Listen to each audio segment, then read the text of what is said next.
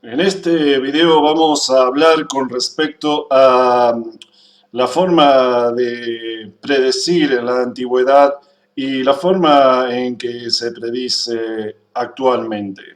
Siempre vamos a tener en cuenta los sistemas que se usaban y entendiendo básicamente las limitaciones que también tenían, puesto a que estas personas solamente conocían hasta Saturno. Más de ello no necesitaban porque en esos tiempos no teníamos cosas como la electricidad, la aviación, las antenas, o sea que existiera o que no existiera Urano no era importante. Pero bueno, o sea, por ejemplo, podríamos haber predecido catástrofes, tornados, conociendo a este astro. Pero bueno, o sea, en la vida normal realmente mucha influencia no tiene. Después, por ejemplo, en el tema de drogas, el tema de cines, el tema de el gas, de las modas, bueno, todas esas cosas de Neptuno no tenían tanto poder como lo tienen ahora, y lo de Plutón, el dominio psicológico de las masas, los juegos de poder, las empresas élite, bueno, todas esas cosas estaban bajo otras regencias, no tanto como en la actualidad, que tenemos una conexión en el mundo que permite invadir a todo el mundo con el terrorismo, por ejemplo, con Plutón en estos momentos en Capricornio, y bueno, y hay una posibilidad de generar paradigmas, digamos. Vamos a entender ahora el tema de cómo se predice. En la antigüedad era eh, las direcciones primarias lo que está plasmado en uno de los libros de Ptolomeo. Esto es algo que ha escrito y bueno, y queda como que viene de tiempos antiguos, pero también en la escuela de Alejandría había enseñanzas con las progresiones secundarias, que son básicamente las que realmente dan resultado. O sea, todo astrólogo que tiene experiencia sabe que las progresiones estas realmente dan resultados. Vamos a ver en estas progresiones cómo funciona, pero lo primero es entender. La Tierra da una vuelta alrededor del Sol, o sea, ese es uno de los movimientos que tiene, que lo hace en un año. Y después tenemos un movimiento de la Tierra que es de 24 horas, que es sobre su propio eje. Entonces esto se entendía como engranajes en la antigüedad y era comparable un día en la Tierra con un ciclo alrededor del Sol. O sea, se pensaba de otra forma en realidad que el Sol giraba alrededor de la Tierra, pero bueno, eso tiene que ver con conceptos antiguos. De todas formas, esta técnica funciona bastante bien. Creo que no la hubiéramos descubierto en la actualidad, puesto a que hubiéramos mirado otras cosas. Esto está basado en la limitación que tenía esta gente. Vamos a ver una predicción ahora, entendiendo esto. Es un año igual a un día. Esto quiere decir que una persona que tiene 3 años, veremos en la progresión, iremos avanzando los astros a ver qué pasa en esos 3 días. Realmente muchos cambios no habrá, o sea, lo que vamos a tener de cambio en realidad es la luna, que se mueve 12 grados por día, así que sí vamos a ver una variación bastante fuerte, que es la luna la que realmente desata los hechos. O sea, la que cuando está en puntos destacados debemos mirar porque pueden suceder hechos que ya están marcados. Más allá de lo que del signo que rige la luna, ¿no? Que es cáncer, pero la luna tiene un poder especial, es igual que el sol. O sea, podemos tener un rey, pero el sol siempre tenemos que mirarlo como el rey en el país. La que vamos a ver ahora es la carta de Enrique II de Francia, un rey que murió por una lanza en el ojo. Murió de muerte cruel. Esta es una predicción que ha hecho Nostradamus. O sea, vamos a ver primero en análisis a esta persona. Tenemos a una persona que nació el 31 de marzo de 1519 y murió el 10 de julio de 1559. la muerte de esta persona fue tras un sufrimiento largo, o sea, no murió el mismo día que recibió la lanza en el ojo, o sea, trataron de salvarlo y tuvo una muerte cruel, que es lo que anuncia este astrólogo famoso, Nostradamus. Vamos a la predicción que ha hecho y después la vamos a comparar para que se vea por qué dice una jaula de oro y demás. La predicción dice, el león joven contrarresta al león viejo en el campo de batalla y luego en su jaula de oro le sacará los ojos y el león viejo morirá en una muerte cruel. Bien, esto tiene que ver con la predicción de la muerte de este rey.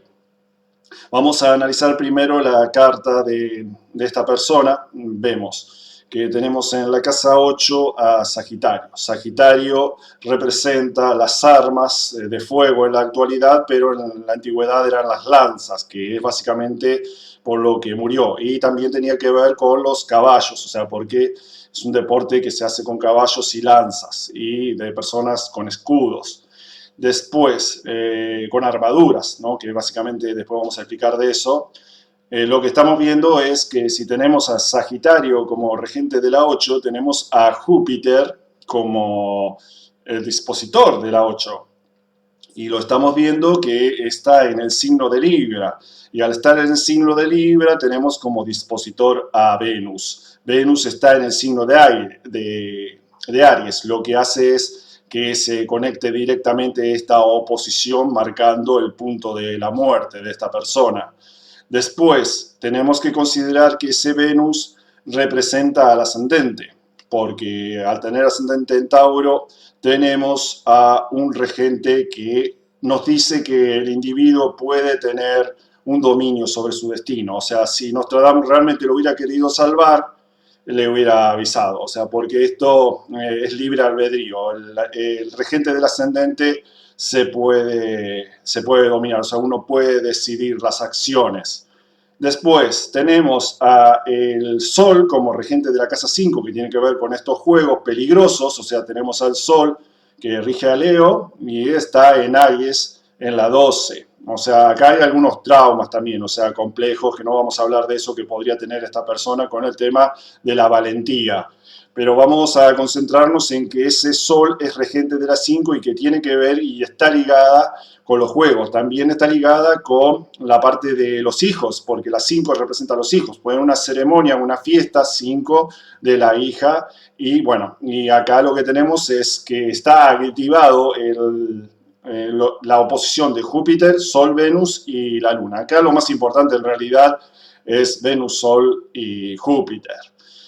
Bien, después tenemos una cuadratura de Saturno que tenemos con Júpiter, que es el regente de la muerte, el planeta Nareta, que nos indica una muerte lenta y también el sufrimiento de la parte del individuo, o sea, porque tenemos a Venus también en cuadratura a Saturno. Bien, ahora la predicción que hace esta persona tiene que ver, cuando dice que morirá en su jaula de oro, es básicamente porque tenemos en la casa 12, que representa la jaula, al Sol, que representa el oro. Y cuando dice que morirá por una herida en el ojo, o sea, por el ojo, nos está hablando de Aries, porque Aries representa el ojo. Podría haber dicho la cabeza, pero fue más fino, o sea, porque podría haber desacertado, porque Aries tiene que ver básicamente con la cabeza, pero bueno, o sea, muy certero. Y bueno, o sea, ahí nos está diciendo la muerte que va a tener, o sea, ahí cuando dice de una cárcel abarca muchas cosas, o sea, lo que acá tenemos es la protección, la armadura que fue violada por la lanza y fue atravesada y entró en su ojo. Bueno, y después la muerte lenta es porque tenemos a Júpiter en cuadratura a Saturno, lo que da una muerte cruel, como le dice él. Ahora vamos a pasar a la parte de la interpretación con respecto a las progresiones de ese tiempo. Como vemos, tenemos aquí la fecha de la muerte, que es el 10 de julio de 1559, cuando tenía 40 años. Ahora vamos a ver en este programa que nos pone las progresiones sencillamente, cosa que no podían en la antigüedad. O sea, esto era más complicado, teníamos que hacer cálculos más exactos, teníamos posibilidades de errores. Hoy con la tecnología que tenemos esto realmente es... Bueno, ahora vamos a pasar a ver para esta fecha en la que ocurrió esto, que fue a los 40 años. O sea, lo que vamos a ver ahora es la carta progresada para ese tiempo. Muy bien. Acá lo que estamos viendo es que tenemos a la Luna que ha llegado al punto. O sea, tenemos la carta progresada y llegó la Luna al punto de Júpiter y Sol-Venus. O sea, acá es donde sucede lo que está marcado en la carta. Acá, con esto podemos hacer rectificaciones de la carta, porque yo tomo esta carta según lo que veo en la red, o sea, es información que no tengo privilegiada, o sea, es una fuente a la que vamos todos. Pero yo acá lo que estoy viendo es que este Marte, a mi modo de ver, tendría que estar en la casa 5, o sea, porque esto es un momento en el que sucede algo que tiene que ver con un juego, que tiene que ver con una participación de un evento de estilo marciano, y yo creo que acá lo que tenemos es la cúspide en donde está Marte en realidad. Por eso es necesario que hagamos algunas consultas con respecto a la persona que vamos a tratar, porque hay veces que tenemos que rectificar la carta. Tengamos en cuenta que 4 minutos, solamente 4 minutos de diferencia de error con el nacimiento que tengamos de esa persona, no está nadie con un cronómetro midiendo en el momento que nació la persona. O sea, tenemos que medir estas cosas con sucesos que tiene la persona para ver si realmente puede suceder algo o no, sobre todo con el tema de las cúspides, o sea, de ver que están o no están cerca de tal astro, y así podemos sacar conclusiones.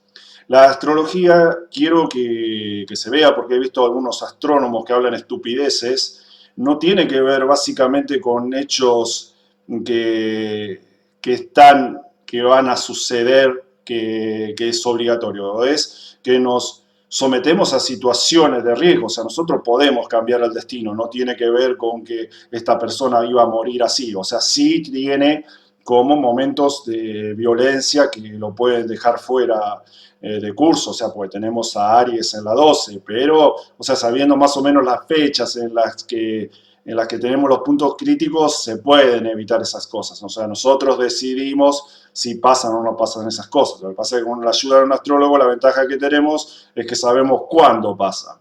Vamos a después a continuar con la diferencia que tenemos con el tema de la astrología que se utiliza en la actualidad, porque no me puedo pasar más de 15 minutos dado a que YouTube no me permite subir el video.